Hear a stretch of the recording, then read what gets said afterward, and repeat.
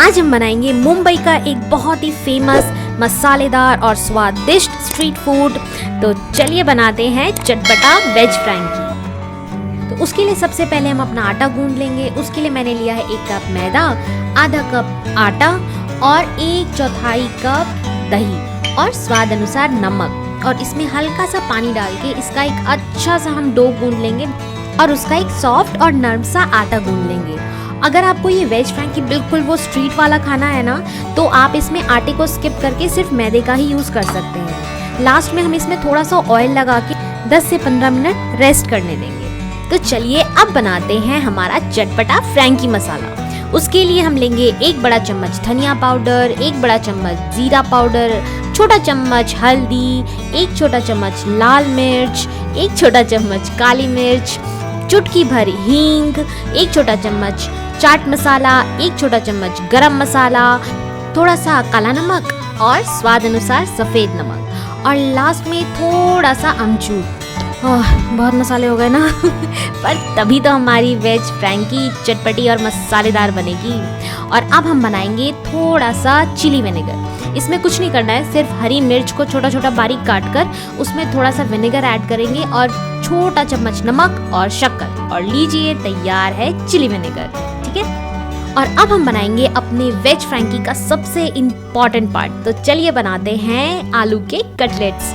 तो उसके लिए मैंने एक पैन में थोड़ा सा ऑयल डाला है। फिर मैंने डाला है 1 चम्मच बारीक कटा हुआ लहसुन और 1 चम्मच बारीक कटा हुआ अदरक और 1 चम्मच बारीक कटा हुआ हरी हरी मिर्च, और इसको अच्छे से 1 मिनट के लिए हम मिला लेंगे। फिर हम डालेंगे थोड़ा सा जीरा और हल्दी और 1 बड़ा चम्मच लाल मिर्च पाउडर, और फिर हमने जो वो वेज फ्रैंकी मसाला बनाया था ना, वो हम डालेंगे 1 से 2 बड़े चम्मच। इसको अच्छे से हमें 1 से 2 मिनट के लिए भून लेना है।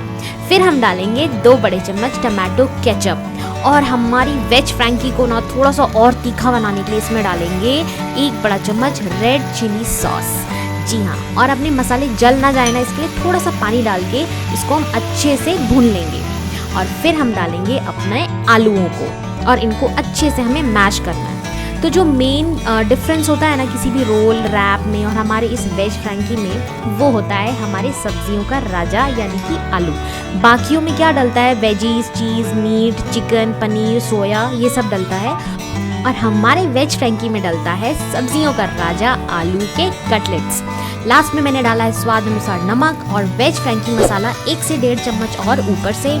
और भाई हमारा कोई भी देसी स्ट्रीट फूड जो है ना, वो धनिए के बिना तो अधूरा है। तो बारीक बारीक कटा हुआ हरी हरी धनिया, ताज़ी धनिया। ठीक है।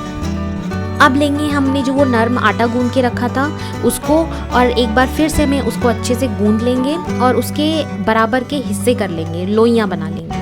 उसके बाद एक चकला लेंगे, उसके ऊपर थोड़ा सा भी मैदा या आटा कुछ भी स्प्रेड करेंगे, एक लोई ले लेंगे और उसकी बिल्कुल पतली पतली रोटियां बना लेंगे। जैसे नॉर्मल रोटी हम बनाते हैं घरों में, वैसी रोटी बना लेनी है। इस वेज फ्रैंकी को ना बॉम्बे बोरितो या मुंबई बोरितो भी बोलते हैं। आम भाषा में बोलें तो आप इसको एक रोटी रैप भी कह सकते हैं। तो इन रोटियों को हमें बिल्कुल कुछ सेकेंड्स के लिए हल्का सा दोनों तरफ से सेकना है, बिना किसी घी और ऑयल के। अब हम बनाएंगे अपने कटलेट्स। उसके लिए मैंने अपने हाथों पे थोड़ा सा ऑयल लिया है, ताकि कटलेट्स जो हैं वो आलू जो है वो हाथों पे ना चिपके, और इसको एक अच्छा सा कटलेट का शेप दे देंगे। और फिर हम इन आलूओं के कटलेट्स को एक पैन में हल्का सा ऑयल डाल के दोनों तरफ से सुनहरा भूरा होने तक अच्छे से सेक लेंगे। अब बारी आती है फिलिंग की। तो फिलिंग से पहले हमने जिन रोटियों को रोस्ट करके रखा था, अब हम उन रोटियों को दोनों तरफ से अच्छे से बटर लगा के सेक लेंगे। तो चलिए अब फिलिंग करते हैं अपने वेज फ्रैंकी की। उसके लिए एक रैप या रोटी ले लिया जो हमने अभी सेकी थी, उसके ऊपर कोई भी पसंद की हरी चटनी लगा लीजिए, टमाटो केचप पसंद है तो वो भी लगा लीजिए। एक तरफ रख देंगे अपने आलू के कटलेट, उसके ऊपर कच्चे प्याज और जो हमने वो चिली विनेगर बनाया था वो। उसके बाद कोई भी अपनी पसंद की सब्जी, मैंने जैसे यहाँ पे पत्ता गोभी, गाजर और शिमला मिर्च डाला है। आप अपनी पसंद की कोई भी सब्जी डाल लीजिए, बस वो बारीक बारीक कटी होनी चाहिए। और ऊपर से डाला है बहुत सारा फ्रैंकी मसाला। इसी फ्रैंकी मसाले से असली टेस्ट आता है हमारे इस वेज फ्रैंकी में।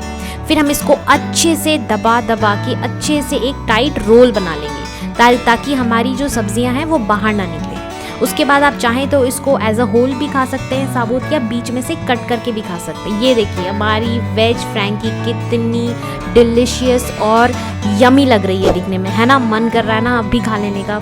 एंड ट्रस्ट मी, ये बहुत अमेजिंग है खाने में। और अगर आपको भी मेरी ये रेसिपी पसंद आई है तो अपनी फैमिली और फ्रेंड्स के साथ शेयर करिए और मेरे चैनल को सब्सक्राइब करना मत भूलिएगा। और तब तक के लिए खुश रहिए, हंसते रहिए और स्वादिष्ट खाना खाते रहिए। धन्यवाद।